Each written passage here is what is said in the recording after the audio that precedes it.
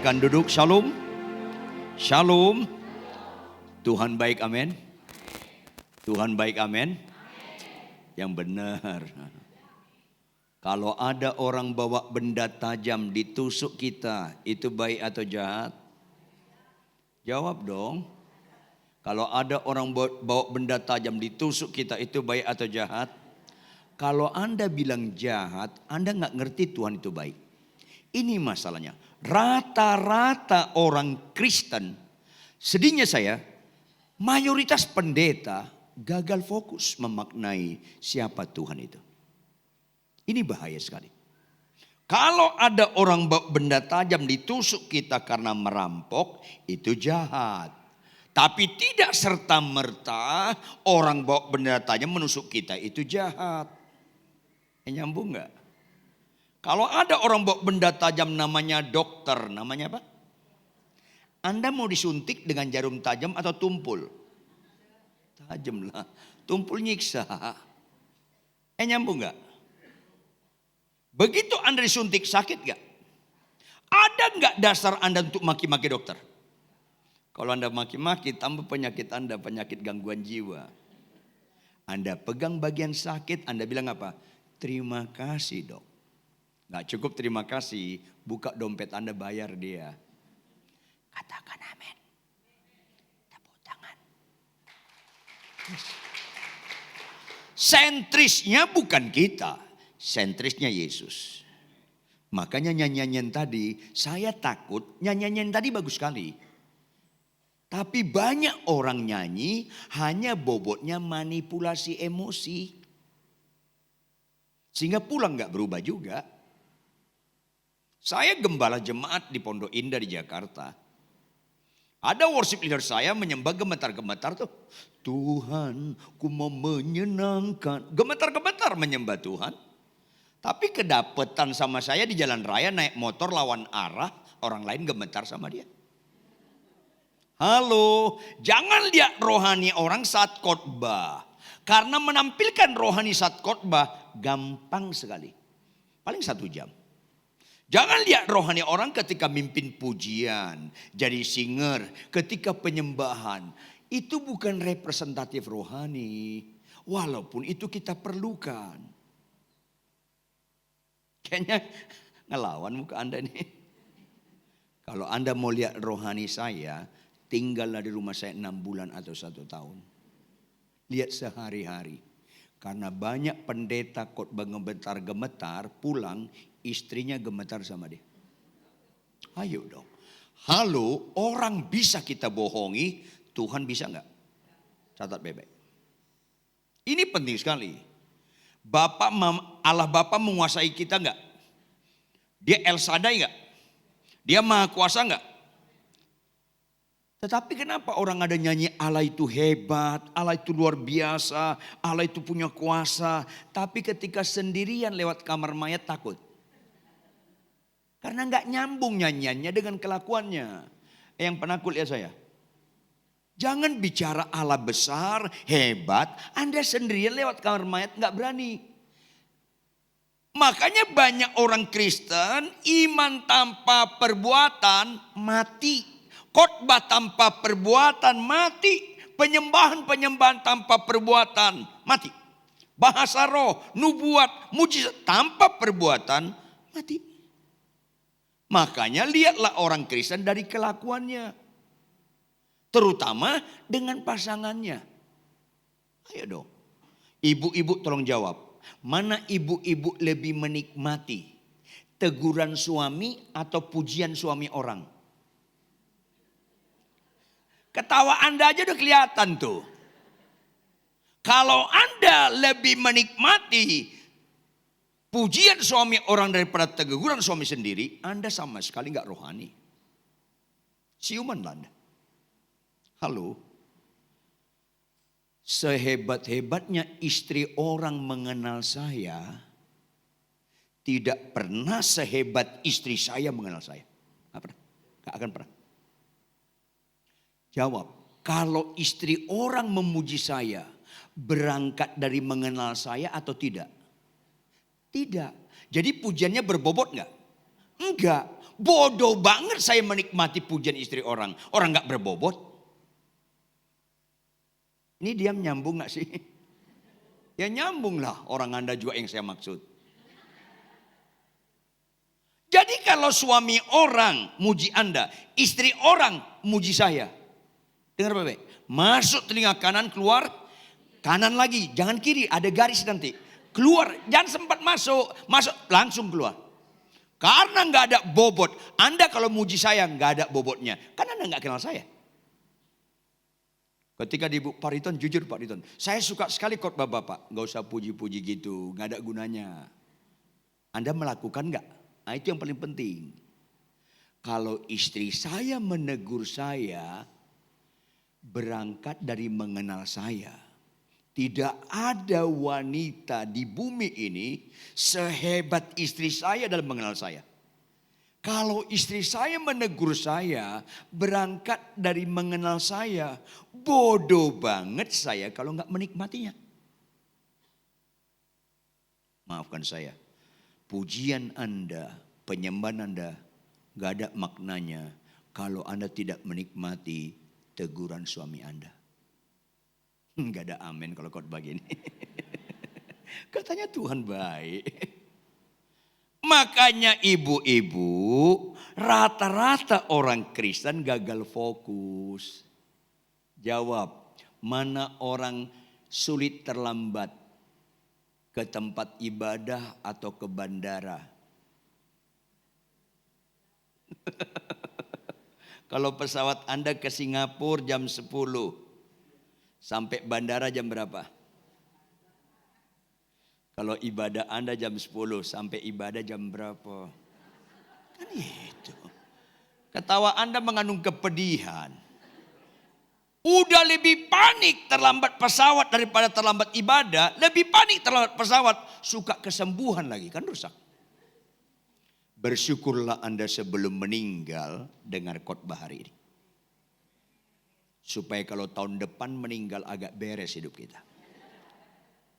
Yuk kita buka Markus 1 ayat 42 sampai Markus 2 ayat 12. Saya membutuhkan konsentrasi Anda sedikit ekstra mendengar firman supaya kita benar-benar percaya kepada Yesus menurut Yesus, bukan menurut orang. Markus pasal 1 ayat 42 sampai Markus pasal 2 ayat 12. Bisa ditampilkan operator? Karena nggak semua saya lihat bawa Alkitab, turut berduka cita. Kalau di gereja saya, setiap jemaat bawa Alkitab, not Alkitab. Jangan bentuknya handphone. Bawa Alkitab plus buku catatan. Karena mental seorang murid baru bisa memahami firman. Ini penting sekali loh, walaupunnya kelihatan sederhana. Markus pasal 1 ayat 42 saya bacakan buat Anda. Terus Anda bergantian kita sampai Markus pasal 2 ayat 12. Dengan catatan, perhatikan baik-baik yang kita baca. Saya mulai. Seketika itu juga lenyaplah penyakit kusta orang itu dan ia menjadi tahir. Lanjut.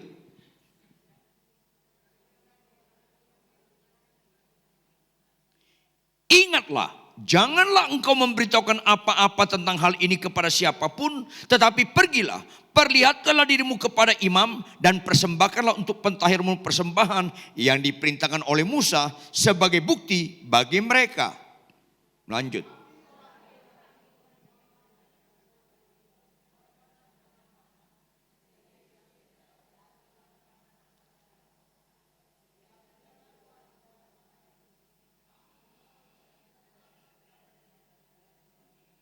Pasal 2 ayat 1. Kemudian sesudah lewat beberapa hari, waktu Yesus datang lagi ke Kapernaum, tersiarlah kabar bahwa ia ada di rumah.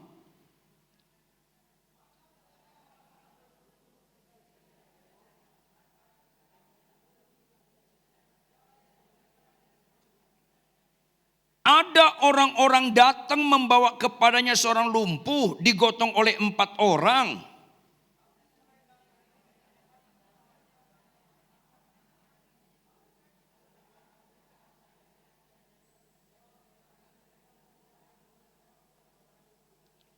Ketika Yesus melihat iman mereka, Berkatalah ia kepada orang lumpuh itu, "Hai anakku, dosamu sudah diampuni."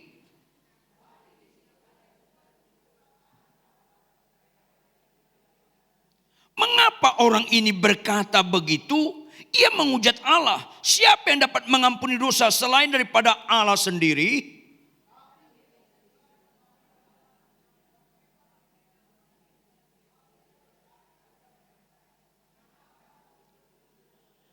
Manakah lebih mudah mengatakan kepada orang lumpuh ini, "Dosamu sudah diampuni," atau mengatakan, "Bangunlah, angkatlah tilammu dan berjalan"?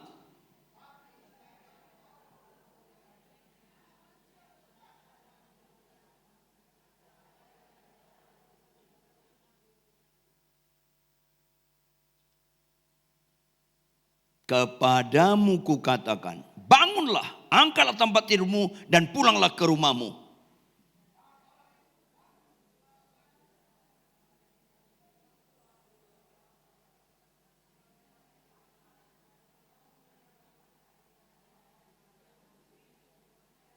Katakan amin. Yuk, saya butuh konsentrasi Anda ibu-ibu ya. Saya membutuhkan konsentrasi Anda sungguh-sungguh. Lihat ayat terakhir, tampilkan operator ayat terakhir. Dan orang itu pun bangun, segera mengangkat tempat tidurnya dan pergi keluar di hadapan orang-orang itu. Sehingga mereka semua, lalu apa katanya? Mereka takjub karena apa? Lumpuh berjalan. Lalu memuliakan Allah. Puji Tuhan. Tapi saya peringatkan Anda. Kalau Anda sakit sembuh lalu memuliakan Allah, itu bukan mujizat sesungguhnya. Tema kita hari ini, mujizat sesungguhnya. Ulangi apa? Ini penting. Mana orang lebih beriman menyenangkan hati Tuhan? Sakit sembuh memuliakan nama Tuhan, atau berubah kelakuan memuliakan nama Tuhan? Mana lebih Tuhan sukai? Yes. Kalau sakit sembuh memuliakan nama Tuhan, puji Tuhan. Tapi itu bukan yang sesungguhnya. 10 orang sakit kusta, pernah baca enggak Bapak Ibu? Datang ke Tuhan Yesus atau ke dukun?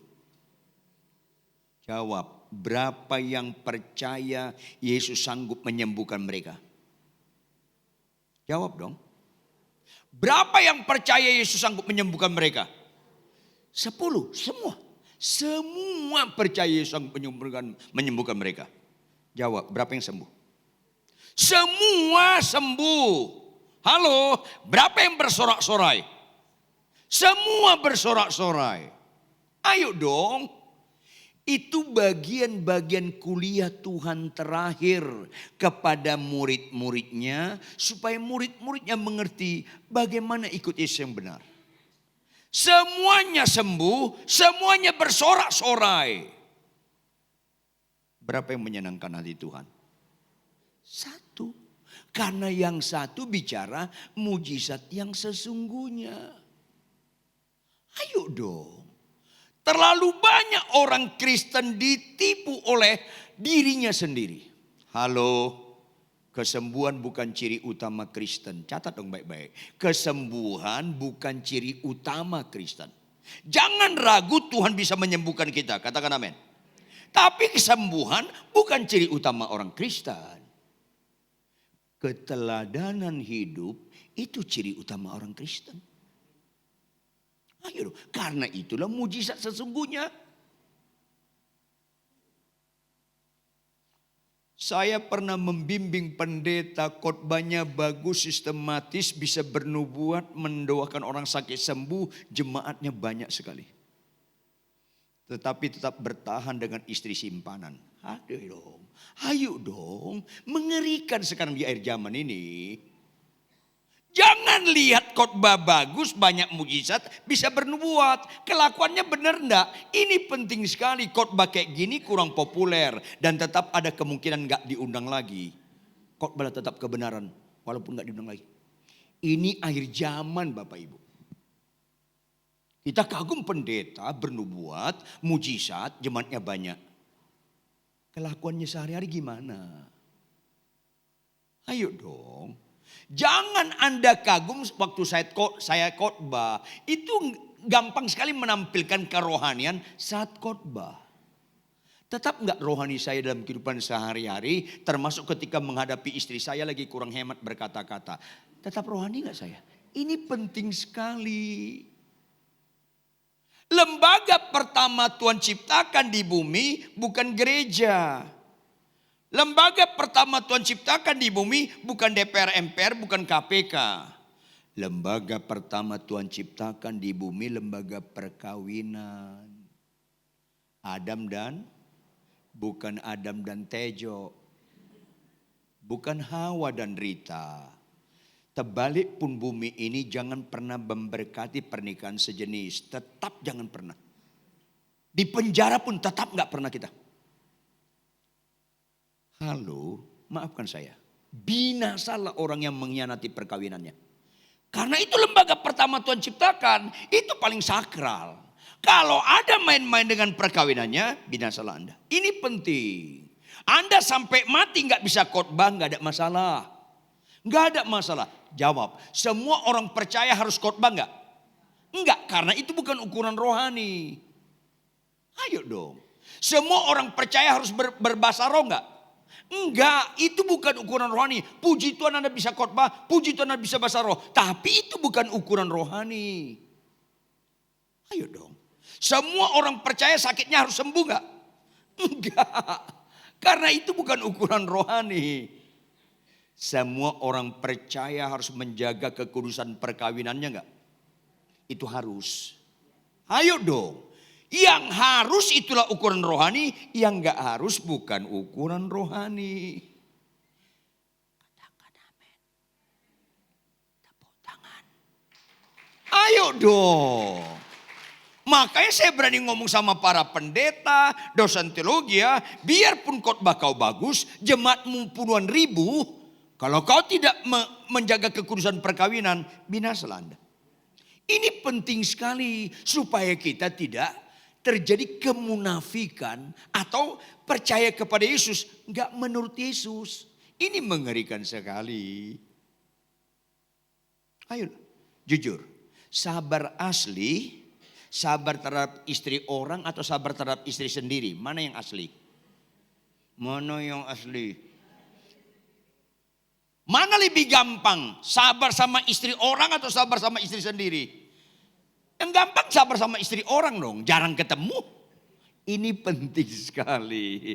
Jadi ibu-ibu jangan GR. Apa GR ya? Gak dirasa. Jangan bangga kalau teman Anda bilang, jujur loh, kau rohani sekali. Jangan bangga, kan orang yang ngomong. Suamimu ngomong gitu enggak? Pembantumu ngomong gitu enggak? Itu masalahnya. Makanya lihat Paulus dan Silas ditelanjangi, dicambuk, didera, dibuang ke penjara paling tengah, artinya paling bawah. Karena penjara zaman dulu kayak spiral, makin ke tengah makin ke bawah, paling bawah. Kotoran air seni, kotoran BAB turun ke sana. Infeksi parah Paulus dan Silas. Tetapi mereka tetap memuliakan nama Allah. Itu mujizat luar biasa. Kalau sakit sembuh memuliakan Allah, puji Tuhan. Tapi itu belum luar biasa. Paulus dan Silas masuk penjara, masih infeksi, belum keluar. Paulus ngomong apa sama Silas? Las, apa lus? Nyanyi nyok. Dalam keadaan sakit nyanyi, itu keren sekali. Kalau Anda melihat suami Anda menyebalkan, kasar, suka merendahkan. Ketika dia tidur, Anda memuji nama Tuhan. Semua baik, semua baik. Itu keren banget tuh. Kayaknya masih melawan wajah Anda. Ayo dong. Tadi kan ada lagu, mengucap syukurlah dalam. Jangan bohong loh. Makanya kesembuhan bukan ciri utama orang Kristen. Jujur. Kalau Anda naik pesawat ke Singapura, naik pesawat kemana? Maunya pesawatnya on time atau delay? Kalau delay kesel enggak? Delay 2 kali. Delay 3 kali. Jangan-jangan ngamuk loh. Jawab dong dengan jujur. Mana lebih bagus, surga atau Singapura? Surga. Kalau kalian dipanggil ke surga, maunya on time atau delay? Ada apa Kristen ini? Halo, ada apa Kristen ini? Semua penekanan, saya ulang ya, jangan anti kesembuhan. Tetapi siapa yang menekankan kesembuhan, sesatlah dia. Ayo dong. Saya mimpin seminar tentang kesembuhan ilahi. Saya bilang, umur dalam Alkitab 70, lebih daripada itu berapa? 80. Apa upahnya? Penderitaan. Itu Alkitab. Ketika saya mimpin seminar, ada break, coffee time, kemudian ada pendeta muda bilang, Pak Ridwan baru saya dengar seminar ini. Ya kenapa? Anak saya umur 4 tahun, terus sakit-sakitan, boleh nggak doa kesembuhan? Langsung saya teriak, berapa tahun? 4 tahun? Boleh, langsung saya teriak, boleh, doakanlah kesembuhan. 4 tahun, boleh.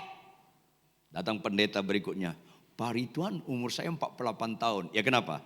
Sakit-sakitan, boleh nggak doa kesembuhan? Saya jawab dengan setengah suara, boleh. Umur berapa tadi? 70, lebih daripada itu berapa? Kalau 48, berarti udah setengah jalan belum? Ya setengah suara lah, boleh.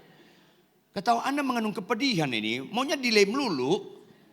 Ada pendeta berikutnya, Pak Ridwan umur saya 69, ya kenapa? Sakit-sakitan, boleh nggak doa kesembuhan? Udah sebentar lagi lewat net nih sebentar lagi. Kan 78, dia 69. Ada pendeta sudah emeritus, tahu emeritus enggak? Sudah pensiun. Pak pendeta, umur saya 88. Iya kenapa Pak, kenapa? Sakit-sakitan, boleh enggak doa kesembuhan? Siap-siap take off lah. Ada apa Kristen ini? Take off lah. Oh Yerusalem, kota mulia. Lanjut dong. Hatiku rindu. Saya takut malaikat kasih backsound. Bohong, rindu, kesembuhan melulu. Makanya lihat dong ayat 42. Tampilkan ayat 42. Markus 1 ayat 42. Supaya murni kekristenan kita. Markus 1 ayat 42. Sama-sama baca. Tampilkan operator. Markus 1 ayat 42. Sama-sama baca. 1, 2. 2 seperempat. 2 setengah. 3. Seketika itu juga. Ayo cerdas dong. Kata mana dalam ayat ini representatif keterangan waktu? Seketika. Ulangi apa? Jawab dong. Tuhan perlu tahunan atau seketika membuat lumpuh berjalan? Tuhan perlu tahunan atau seketika membuat buta celik? Tuhan perlu tahunan atau seketika membuat Lazarus bangkit? Tuhan tahunan atau seketika membuat laut terbelah? Yuk siuman, apa yang Tuhan sampaikan di balik kata seketika? Hai orang percaya, ini mujizat gampang. Supaya tuntas mental dukun kita ini. Ini mujizat gampang. Berikutnya, hai umat percaya, ini mujizat terendah. Catat dong baik-baik. Berikutnya, apa yang Tuhan sampaikan? Hai umatku, semua mujizat seketika, bobotnya sementara bukan kekal. Jawab, Lazarus dibangkitkan Tuhan Yesus enggak? Bangkit enggak dia? Mati lagi enggak? Karena itu sementara. Ayo dong. Laut dibelah Tuhan enggak? Terbelah enggak? Sekarang statusnya terbelah atau gabung. Itu sementara. Jangan lagi kagum yang seketika-seketika terus. Supaya tuntas mental dukun kita. Aduh gregetan lihat orang suka kesembuhan-kesembuhan. Sampai ada dukun cilik ponari namanya. Orang Kristen pun datang. Karena lebih suka kesembuhan Anda daripada yang bohong jadi jujur. Yang sombong jadi rendah hati. Orang sekarang lebih suka kesembuhan daripada perubahan karakter. Ada apa Kristen ini? Ibu-ibu lihat saya. Ada enggak perintah Tuhan, hai istri tunduklah pada suami. Ada enggak? Ada enggak? Untuk tunduk pada suami itu menyangkut kesembuhan atau pelaku? Pelaku. Oh, jawabin dengan keras. Untuk tunduk pada suami itu proses seketika atau proses tahunan? Tumben jujur lu. Ayo dong. Kalau kalian lebih kagum mayat bangkit daripada istri tunduk pada suami, memang kalian gak pernah menghormati salib Kristus. Kalau kalian lebih kagum lihat mayat bangkit daripada istri tunduk pada suami, memang kalian gak pernah menghormati salib Kristus. Ayo dong. Jujur, iblis bisa menyembuhkan gak? Iblis bisa merubah kelakuan kita jadi benar gak? Yesus bisa menyembuhkan gak? Yesus bisa merubah kelakuan kita jadi benar gak? Perbedaan signifikan Yesus dengan iblis bukan di kesembuhan. Karena iblis pun bisa. Perbedaan Yesus dengan iblis, dia bisa merubah kelakuan kita seperti Yesus. Tidak ada khotbah, tidak ada penyembahan menghormati Yesus kalau enggak berubah kelakuan kita. Catat dong baik-baik. Yang pemarah lemah lembutlah walaupun proses enggak seketika. Yang sombong rendah hatilah walaupun proses itu panjang. Bahkan jangan yang berat-berat. Yang pelit suka memberilah. Yang pelit lihat saya bertobat loh. Itu lebih bernilai daripada lumpuh berjalan. Itu lebih bernilai daripada mayat bangkit. Itu gak ada amin kan? Amin berikutnya itu gak spontan. Latah. Tampilkan operator ayat 43 supaya kita ngerti firman Tuhan. Ayat 43. Apa kata Tuhan kepada orang yang sembuh ini? Segera ia menyuruh orang itu pergi dengan apa? Kenapa peringatan keras? Karena serius. Kenapa peringatan keras? Supaya jangan gagal fokus. Kenapa peringatan keras? Karena ada sesuatu yang bahaya. Apa itu? Ayat selanjutnya, ayat 44. Apa diperingatkan Tuhan dengan keras? Ingatlah, janganlah engkau memberitahukan apa-apa tentang hal ini kepada, jangan beritahukan tentang kesembuhan-kesembuhan kepada siapapun. Itu masalahnya. Sekarang banyak pendeta, orang Kristen lebih menekankan kesembuhan daripada pertobatan. Ada apa ini? Ini dilarang Yesus dengan keras. Ini dilarang Yesus dengan keras. Kenapa? Karena orang gereja nanti lebih suka sembuh daripada bertobat. Sampai pendeta yang buat mujizat-mujizat gak bertobat juga. Karena lebih suka mujizat-mujizat daripada bertobat. Ini mengerikan sekarang. Dilarang dengan keras. Jangan pura-pura gak baca ayat ini. Garis bawahi, diperingati dengan keras. Ingatlah, janganlah engkau memberitahukan apa-apa tentang hal ini kepada siapapun. Jangan kau beritahukan. Karena orang akan salah mengenal Tuhan. Banyak orang mengenal Tuhan, Yesus penyembuhku, bukan Yesus penebusku. Itu beda. Itu beda. Banyak orang suka Yehova Jireh, Yehova Nisi. Tapi gak suka Yehova El Shaddai, Yehova Elohim. Itu beda. Itu beda. Kalau Anda mendekati Yesus Tuhan penebusku juru selamat, Anda akan membangun ketaatan. Kalau Anda mendekati Allah El Shaddai, Elohim, Anda membangun dengan kelakuan yang benar. Tetapi kalau Anda sekedar mendekati Tuhan sekedar penyembuhku, Anda suka sembuh seperti 9 orang sakit kusta, tapi gak mau taat. Dan sekarang banyak pendeta-pendeta gak taat. Halo, jangan kagum dengan mujizat-mujizat. Kagumlah dengan perubahan-perubahan kelakuan. Tampilkan operator Lukas 15 ayat 7. Lukas 15 ayat 7. Sama-sama kita baca Bapak Ibu ayat yang sangat keras ini tanpa disadari orang banyak. Lukas 15 ayat 7. 1, 2, ya. Aku berkata kepadamu.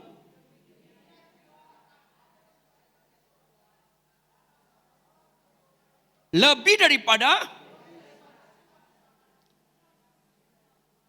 Ini keras sekali Bapak Ibu. Supaya orang Kristen itu jangan gagal fokus.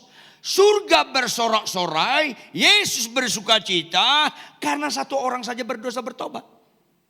Surga nggak pernah bersorak-sorai lumpuh berjalan. Surga nggak pernah sorak-sorai kanker sembuh. Nggak pernah. Baca dong Alkitab dengan benar.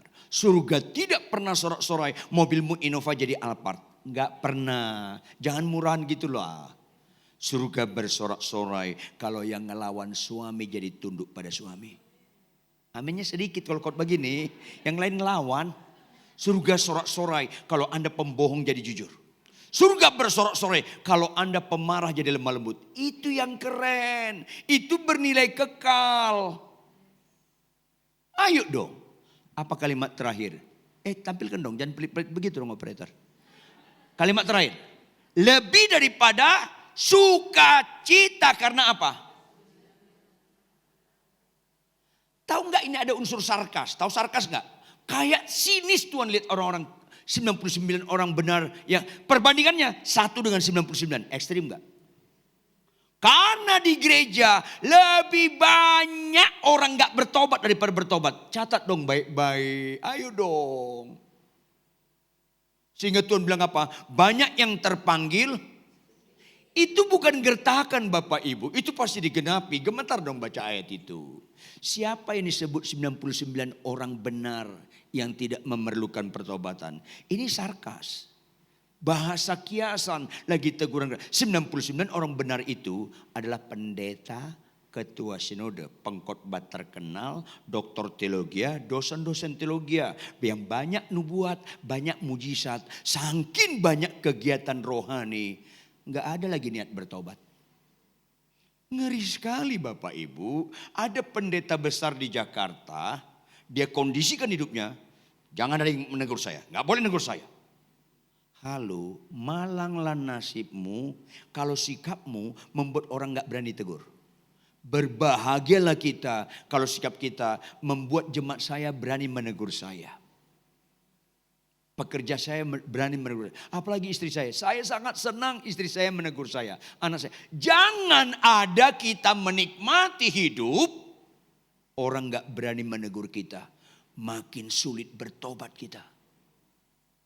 Dan banyak kami pendeta-pendeta mengkondisikan seolah-olah dia sangat rohani sampai orang gak berani menegur dia. 99 orang benar yang gak memerlukan pertobatan. Kita buka operator Matius 7 ayat 22 sampai 23. Ini Tuhan ingatkan. Matius 7 ayat 22 sampai 23. Siapa mereka? Mereka yang aktif pelayanan-pelayanan. Ini dia. Matius 7 ayat 22 sampai 23. Perhatikan ayat ini. Pada hari terakhir jawab berapa orang? Tahu nggak bahasa Yunaninya banyak? Bahasa Yunani banyak artinya mayoritas. Bukan 50-50, bukan minoritas. Mayoritas orang akan berseru kepadaku. Tuhan, Tuhan, bukankah kami bernubuat demi namamu? Berarti orangnya apa? Suka bernubuat. Hati-hati ya. Pendeta-pendeta suka bernubuat 90% lebih banyak bohong daripada benar. Hati-hati kalian. Tuhan, Tuhan, bukankah kami bernubuat demi namamu? Tuhan, Tuhan, bukankah kami mengusir setan demi namamu? Tuhan, Tuhan, bukankah kami mengadakan banyak mujizat? Arti banyak, terjadi mujizat-mujizat setiap kali dia berdoa. Ayat 23 sama-sama baca, ayat 23 sama-sama baca. 1, 2, ya. Pada waktu itulah aku tidak pernah mengenal kamu. Hanyalah kamu sekalian pembuat. Karena banyak kami pelayanan membuat kami sulit bertobat. 99 orang benar yang gak memerlukan pertobatan, binasalah Anda. Ini penting. Bersyukurlah Anda sebelum meninggal dengar khotbah seperti ini. Supaya jangan ada kemungkinan kita gak bertobat lagi. Bertobat lahir baru sekali. Bertobat terus menerus itu sampai seumur hidup. Itu harus kita kerjakan. Setiap kali saya khotbah, entah di GSJS Jakarta, entah di Betani Ngindan atau apa. Setiap kali saya khotbah, saya ke kamar hotel, langsung bersih-bersih, saya letakkan muka saya ke lantai. Tuhan kasihan saya. Jangan bisanya khotbah saya membuat saya nggak sensitif dengan dosa. Tolong kasihan saya Tuhan, supaya sampai kapanpun aku mau terus bertobat kalau ada hal yang nggak benar dalam hidup saya. 9 orang benar yang gak memerlukan pertobatan itu sarkas, teguran keras. Saya bilang sama dosen-dosen teologi, jangankan doktor teologi, murid Yesus langsung, profesor doktor teologi Yudas Iskariot gak bertobat. Kemana dia? Ke neraka. Kalau gak percaya Anda, matilah nanti malam, intiplah neraka. Ayo dong, itu murid Yesus langsung loh. Apalagi murid Ridwan langsung. Murid Tuhan Yesus langsung bisa ke neraka. Gemetarlah baca ayat ini supaya kita jangan mempermainkan pengorbanan Kristus di kayu salib. Ini penting. Tetapi apa yang terjadi? Tampilkan lagi operator Markus pasal 1 ayat 45. Apa yang terjadi? Orang ini ngelawan. Dilarang dengan keras, jangan ceritakan tentang kesembuhan-kesembuhan, melawan orang ini. Tetapi orang itu pergi ngapain? Memberitakan peristiwa kesembuhan itu. Menyebarkannya kemana-mana. Akibatnya apa? Sehingga Yesus gak dapat lagi terang-terangan masuk ke dalam kota. Dengar dong baik-baik. Gereja-gereja yang menekankan terutama kesembuhan akan menghalangi pertobatan. Catat dong baik-baik. Itu Alkitab. Alkitab ini juga dibaca banyak pendeta tapi gak fokus. Sehingga Yesus gak dapat lagi terang-terangan memberitakan kebenaran untuk pertobatan. Karena orang gereja bahkan pendeta lebih suka mujizat-mujizat, nubuat-nubuat daripada bertobat. Ada apa Kristen ini? Bersyukurlah Anda hadir hari ini. Walaupun tadi ada niat gak datang, akhirnya datang. Karena Tuhan sayang sama Anda. Supaya seumur hidup kita jangan sampai ada potensi tidak bertobat lagi. Kita harus memerlukan pertobatan terus menerus. Kadangkala ada dosa kita yang gak kita sadari. Satu kali selesai ibadah, saya salam-salam jemaat. Tiba-tiba ada orang dari luar negeri, udah lama gak ketemu. Pak Ridwan deh. Saya lihat dia. Shalom. Tapi yang saya salam enggak saya lihat. Bisa tersinggung dia. Lu bisa dong. Salah enggak saya? Salah. Bertobat enggak? Ya bertobat dong. Istrinya telepon. Pak Ridwan, jujur Pak Ridwan. Ada apa? Ayo dong. Tadi suami saya salam bapak enggak lihat mukanya. Oh ya, kenapa? Ya bapak ada orang ketemu. Aduh. Minta ampun saya, Tuhan ampuni saya. Karena kadang-kala ada dosa yang gak kita sadari. Tapi kalau dikasih tahu jangan marah. Suka dong bertobat. Tepuk tangan yang keras. Yes.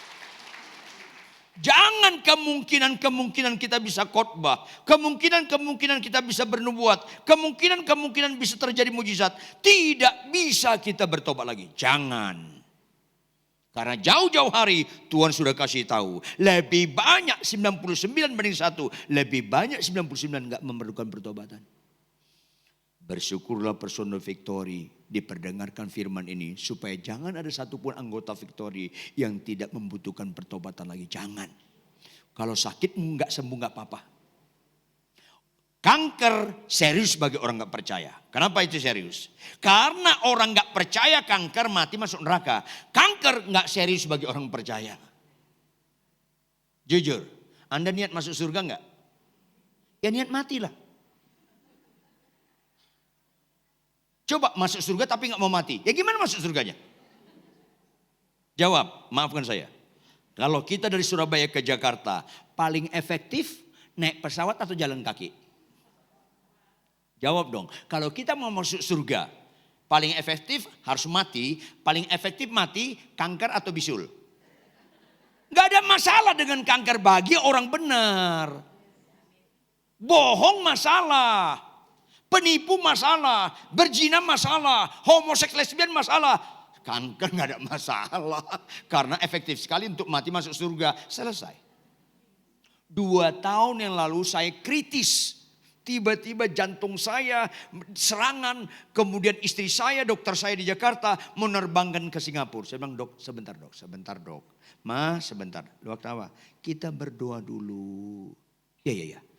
Saya berdoa, Tuhan, kalau ini momentum kau panggil aku ke surga, dalam nama Yesus, tolonglah jangan delay lagi, on time lah Tuhan. On time lah Tuhan, tolonglah Tuhan. Tuhan yang bilang, delay. Jadi ketemu kita, males saya sebenarnya. Bener loh. Tahu nggak? Kalau 2 tahun lalu saya mati, saya ketemu Musa, Abraham, Daniel, Daud, Ribka, Esther, Maria. Saya lebih suka ketemu mereka daripada ibu-ibu ini. Bener loh.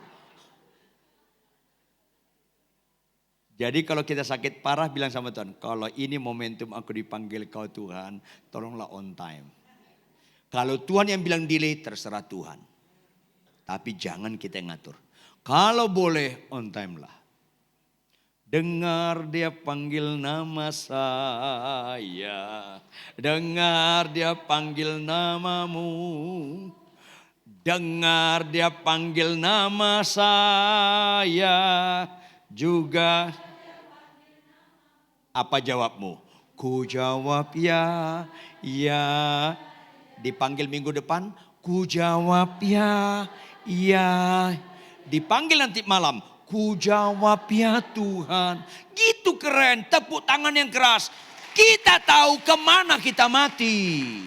Mendingan umur kita kayak Yesus 33 something. Dia 33 tahun lo meninggal. Ya. Daripada umur kita 60-70 tahun gak mati-mati. Tetap pemarah.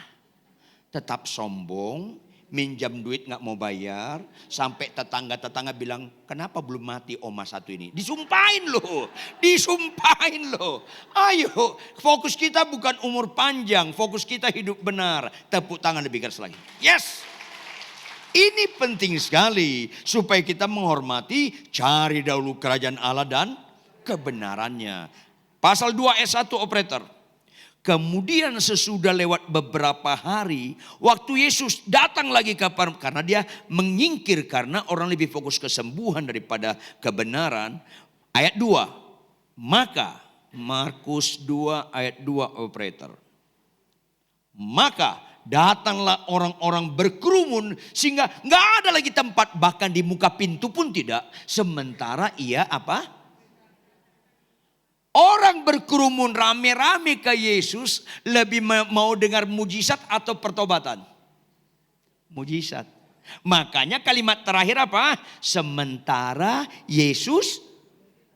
Tahu nggak fungsi firman? Fungsi firman bukan untuk kesembuhan.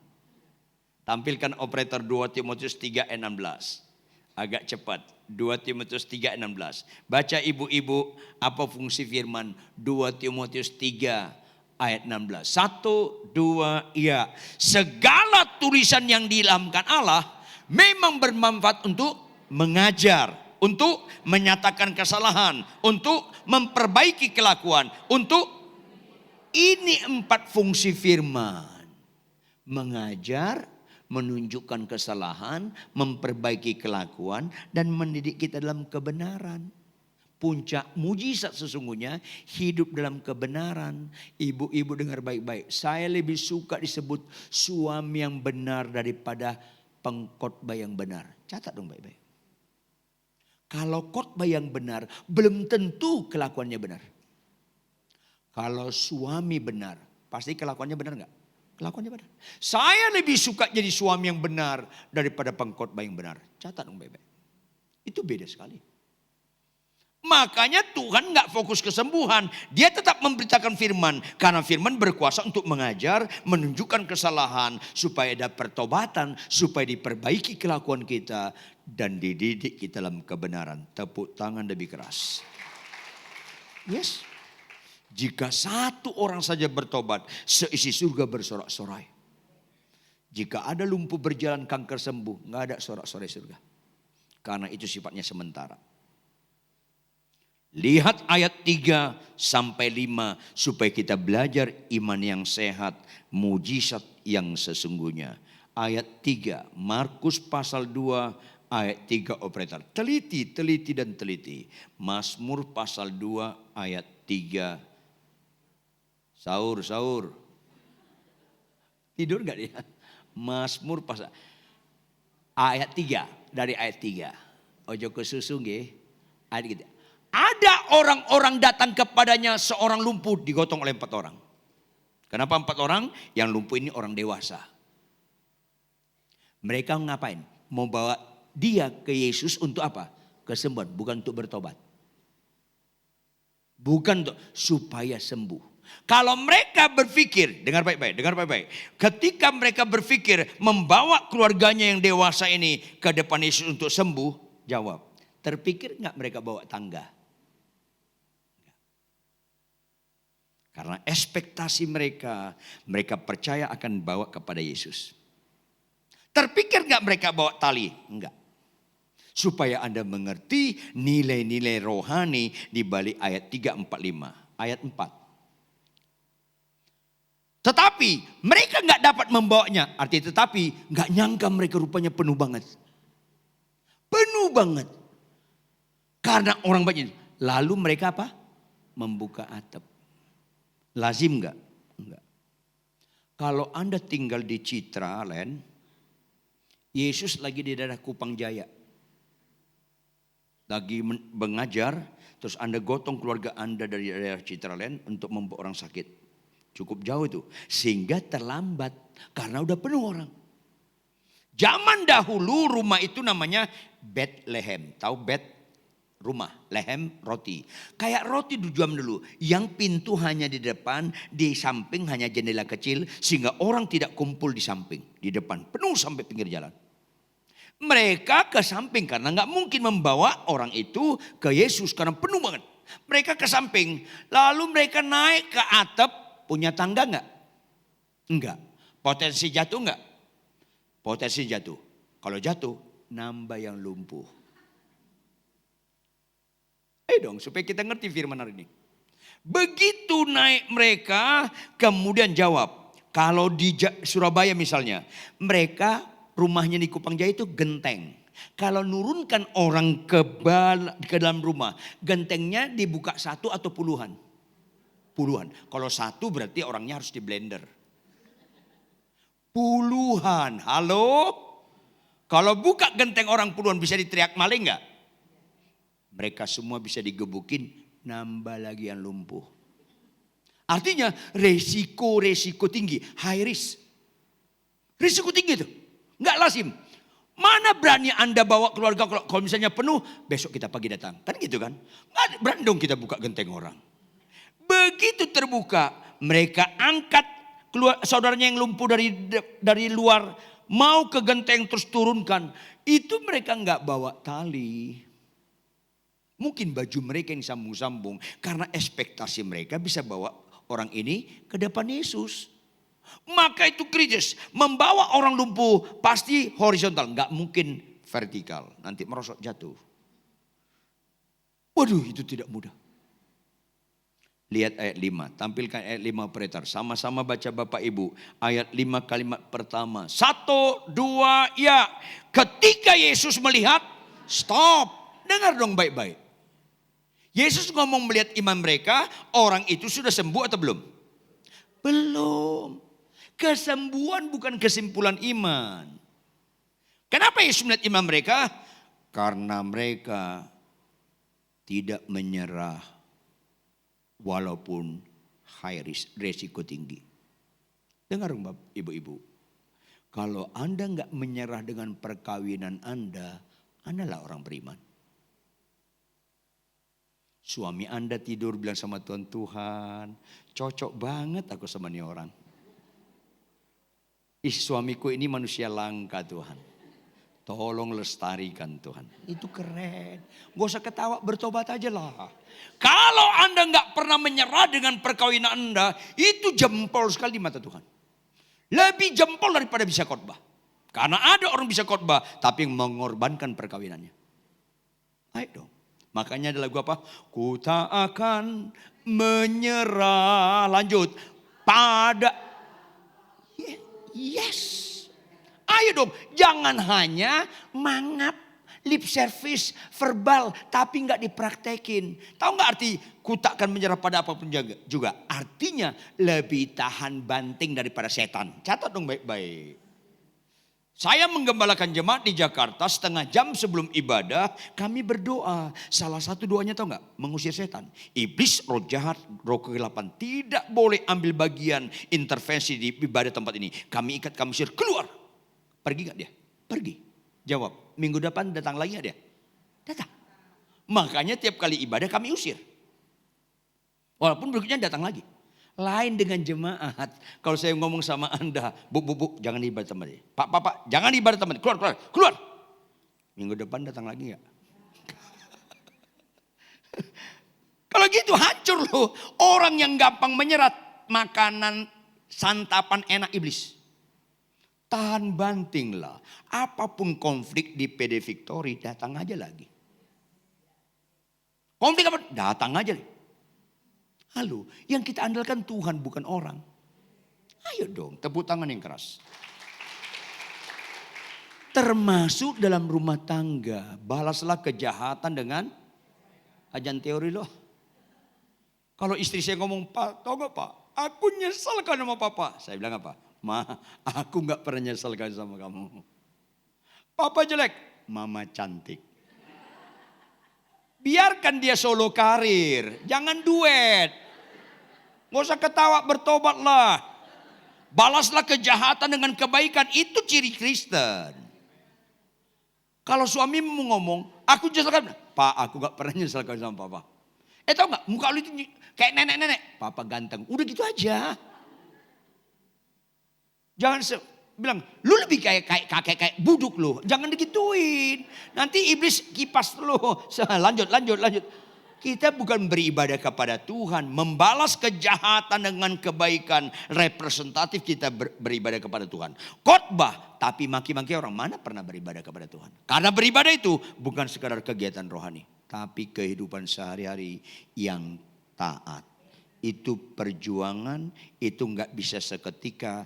Itu proses. Maka Tuhan berikan, karena ini mujizat sesungguhnya. Tampilkan ayat 5 operator. Ayat 5 tadi, ayat 5. Maka dikasihkan Tuhan yang terbaik. Ketika Yesus melihat iman mereka, berkatalah kepada orang lumpuh itu apa? Hai anakku. Pakai tanda baca apa? Seru. Seharusnya gini, hai anakku, dosamu sudah diampuni. Tanda seru. Anda bacanya kayak tanda tanya. Hai anakku, dosamu diampuni. Masa susah. Tanda baca pun punya makna. Nggak lulus audisi Anda. Baca lagi keras. Ketika Yesus melihat iman mereka, berkatalah ia kepada orang lumpuh itu apa? Hai anakku. Yes. Artinya apa? Tuhan antusias sekali memberikan yang terbaik. Halo. Ketika Tuhan Yesus, hai anakku, dosamu diampuni. Orang lumpuh ini gak senang, biasa-biasa aja. Ya, diampuni, aku mau sembuh. Orang lebih suka sembuh daripada dosa diampuni. Apalagi yang di atas nurunin tadi. Ya gitu doang. Orang kenapa lebih suka kesembuhan daripada dosa diampuni ya? Catat baik-baik. Ada gak pendeta masuk neraka? Kenapa? Dosanya nggak diampuni. Ada nggak dosen teologi masuk neraka? Kenapa? Dosanya nggak diampuni. Ada nggak pengkhotbah terkenal masuk neraka? Ada. Karena dosanya nggak diampuni. Ada nggak penjahat masuk surga? Ada. Karena dosanya diampuni. Ini menentukan. Dosamu diampuni itu menentukan. Malang banget kita beribadah. Ketika mati Tuhan bilang apa? Dosamu gak kuampuni. Ngeri sekali itu. Halo, ini jawaban yang terindah. Tuh gak ada amin. Gak spontan, latah. Berbahagialah engkau Bapak Ibu, dosamu diampuni. Kalau ada kebahagiaan, tandingan daripada dosa diampuni, sesatlah Anda. Kalau ada tandingan kebahagiaan daripada dosa diampuni, sesat landa. Yesus mati di kayu salib supaya dosa kita diampuni. Karena begitu besar kasih Allah akan dunia ini, Dia karuniakan anak tunggal supaya kita tidak binasa, melainkan beroleh hidup yang bagaimana tidak binasa? Dosa kita diampuni. Jangan gagal fokus. Mujizat sesungguhnya dosa kita diampuni. Karena banyak orang sakit sembuh, dosanya enggak diampuni.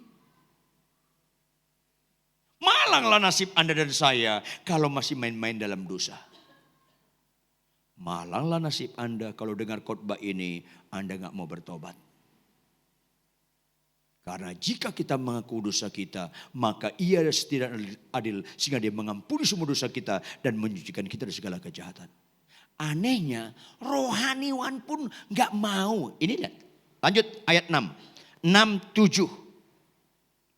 Lihat. Markus 2 ayat 6. Ini gambaran orang rohaniwan. Atau gambaran kita pendeta-pendeta sekarang, penginjil-penginjil dan sebagainya.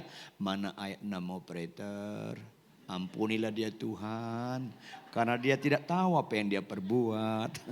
Markus 2 ayat 6. Tetapi di situ juga duduk beberapa apa?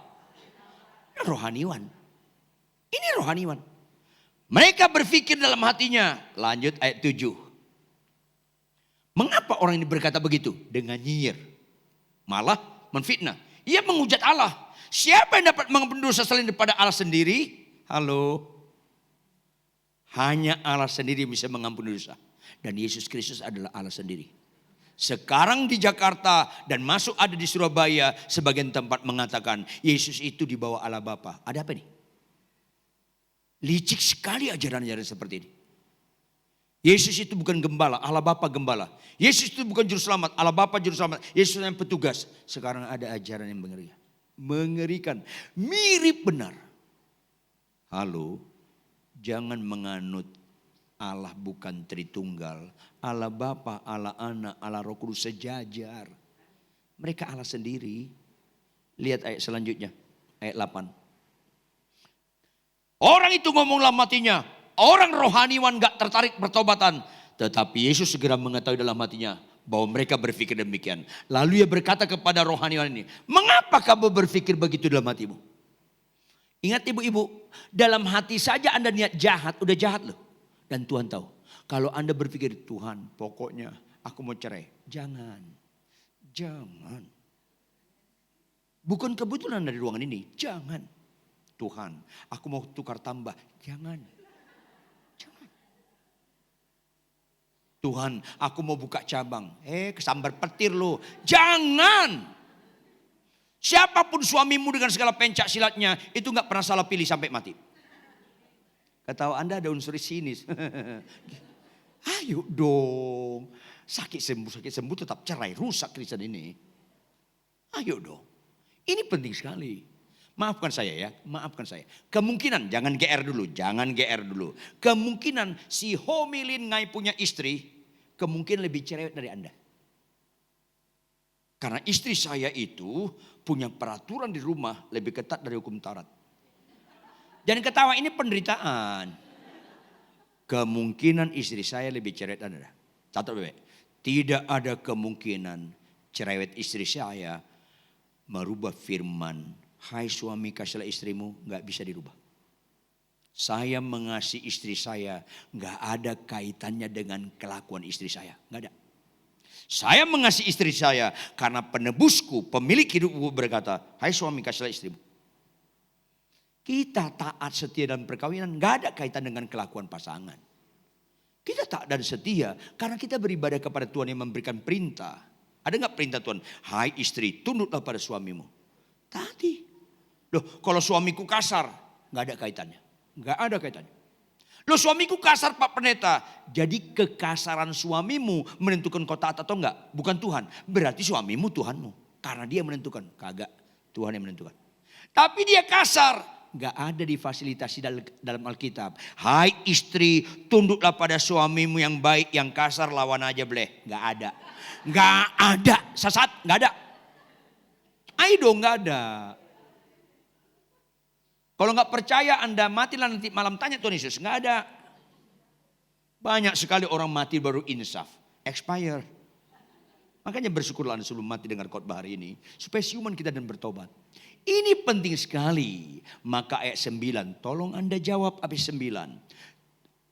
Manakah lebih mudah mengatakan kepada orang lumpuh ini, dosamu sudah diampuni, atau mengatakan bangunlah, angkatlah tilammu berjalan? Mana lebih mudah? Mana lebih mudah? Bukan dosamu diampuni lebih mudah. Aduh, sesat loh. Bangunlah, angkatlah tilammu berjalan. Itu lebih mudah. Karena apa? Enggak perlu Yesus mati di kayu salib untuk menyembuhkan penyakitmu. Tapi kalau dosamu diampuni, Yesus harus datang jadi manusia. Dia harus mengajar kebenaran, diludahi, ditampar, diejek, ditendang, disalibkan. Tanpa kematian dan kebangkitan Kristus, nggak ada kuasa mengampuni dosa. Yesus tanpa mati bisa menyembuhkan penyakitmu. Bahkan iblis pun bisa menyembuhkan penyakitmu. Tidak ada Tuhan, Allah lain selain Yesus yang bisa mengampuni dosa kita. Gak ada pribadi lain. Sehingga Tuhan bukan dalam konteks arogan, tetapi dalam konteks kejujuran penuh kasih berkata, aku adalah jalan, kebenaran, dan hidup. Barang siapa tidak melalui aku, tidak sampai kepada Bapa. Tidak ada nama di kolong langit ini yang menyelamatkan selain satu nama, Yesus Kristus Tuhan. Tepuk tangan yang keras. Jauh lebih sulit dosamu diampuni daripada kau berjalan. Makanya saya ulangi ibu-ibu, kalau kalian lebih kagum lumpuh berjalan daripada dosa diampuni, kalian gak ada menghormati salib Kristus. Kalau kalian lebih kagum mayat bangkit daripada dosa diampuni, kalian gak pernah mengenal Yesus. Tuhan berikan yang terbaik, dosamu diampuni. Makanya lihat ayat 10-11, bagian terakhir ayat khotbah hari ini. Teliti ayat 10. Catat, tetapi supaya kamu tahu apa? Arti supaya kamu tahu itu tujuan. Tujuan bahwa di dunia ini anak manusia berkuasa mengampuni dosa. Baru Yesus berkata kepada orang ini ayat 11. Ayat 11. Kepadamu kukatakan, bangunlah, angkatlah tempat tidurmu dan pulanglah ke rumahmu. Kenapa Tuhan katakan ayat 11? Supaya ayat 10. Supaya kamu tahu bahwa anak manusia dapat mengampuni dosa. Tujuan utamanya di situ. 10 orang sakit kusta disembuhkan. Cuma satu yang tahu Yesus juru selamat. Stoplah mendekati Yesus sekedar penyembuhku. Fokuslah Tuhan Yesus juru selamat penebusku. Tuhan dan Rajaku. Sehingga kita taat sampai mati. Penutup. Arti dosa tidak taat. Ulangi apa arti dosa? Ketika Tuhan berkata Adam dan Hawa. Semua buah di taman ini boleh kau makan buahnya. Tapi yang satu itu jangan kau makan buahnya. Kalau kau makan kau akan mati. Fokusnya bukan buahnya. Fokusnya perintahnya supaya Anda taati. Anda dan saya kurang kerjaan menyebut buahnya buah kuldi, buah simalakama itu buah kurang kerjaan. Apakah itu mangga atau rambutan terserah. Bukan fokus buah perintahnya. Artinya apa? Kalau kau taat kau nggak mati. Kalau kau nggak taat kau mati. Karena dengar ibu-ibu, dengar baik. Ketaatan adalah satu-satunya statement hidup yang berbobot mengaku Yesus Tuhan. Kenapa Tuhan bilang kasihlah istrimu, saya kasih. Bagaimana sekalipun dia cerewet sampai mati pun saya kasih. Karena hidup saya, statement hidup saya mengaku dia Tuhan. Kalau khotbah tanpa ketaatan itu mengejek Tuhan. Catat baik. Kenapa kita nyanyikan ku renungkan firman-Mu siang. Semua nyanyian itu kau lakukan baru berbobot. Kalau enggak sekedar lip service enggak ada makna. Saya sedih ada pendeta jam tangannya 2 miliar.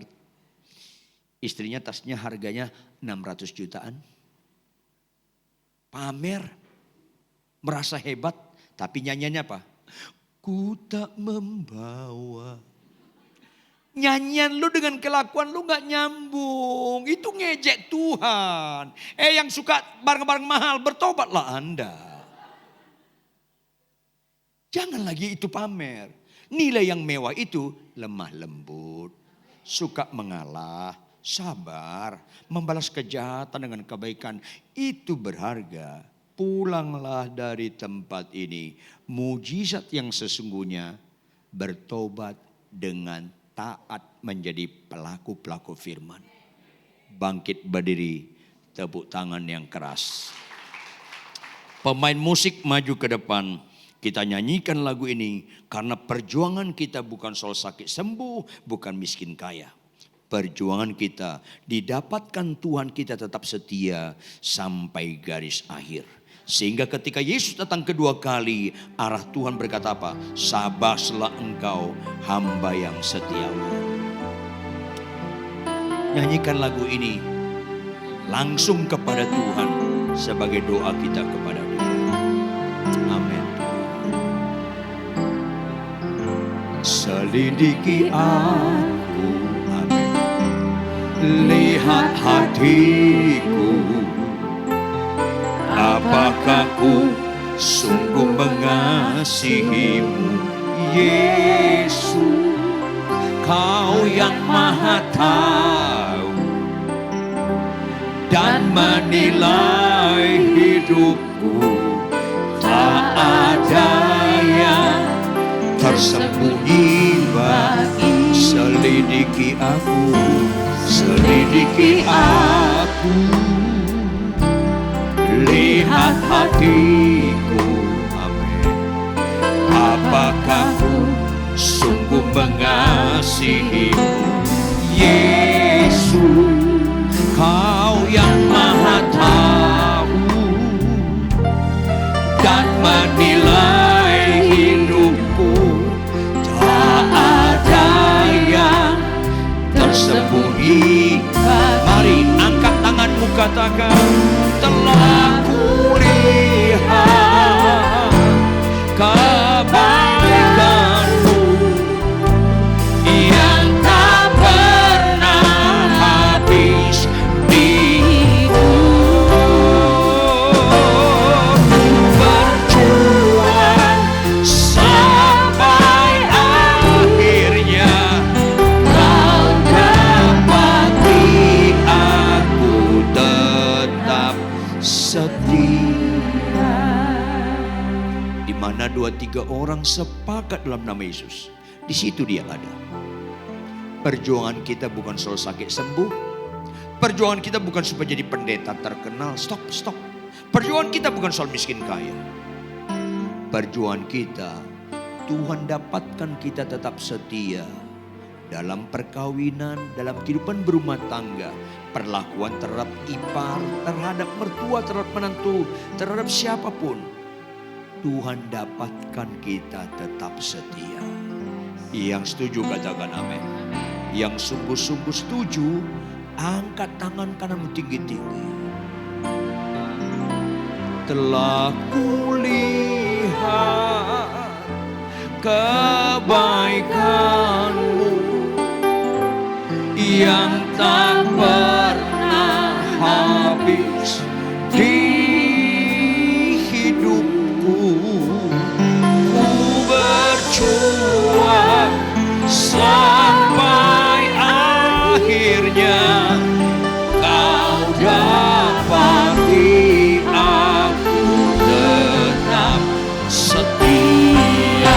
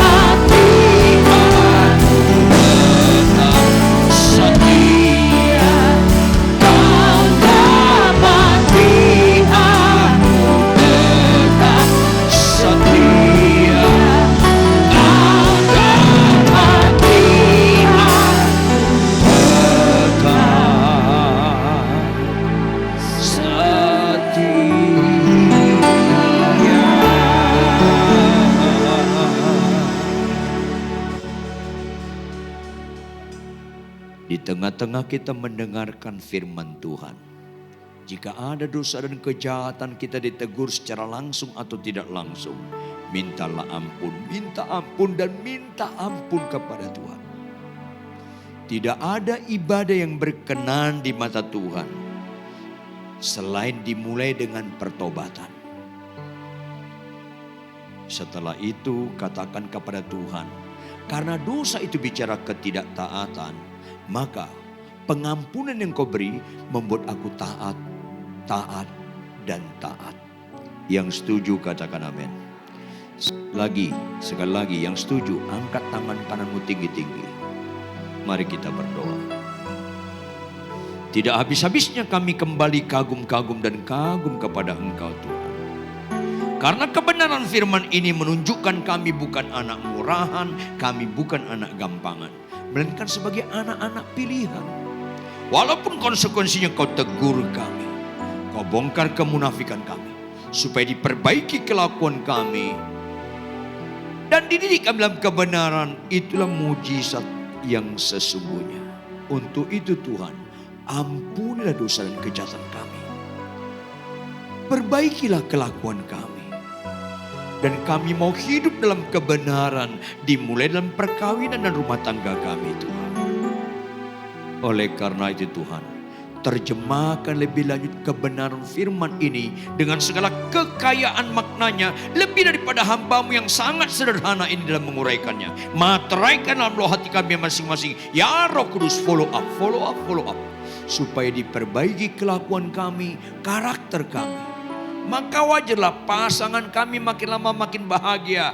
Keluarga kami makin lama makin bahagia. Karena mereka melihat diri kami berubah, dan berubah.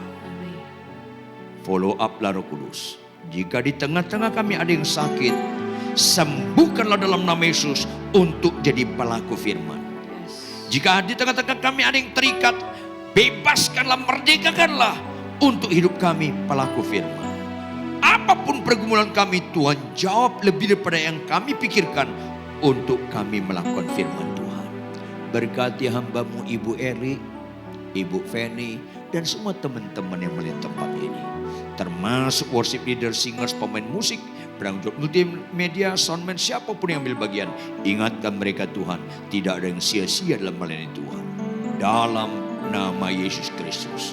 Haleluya. Semua yang percaya sama-sama katakan. Amin.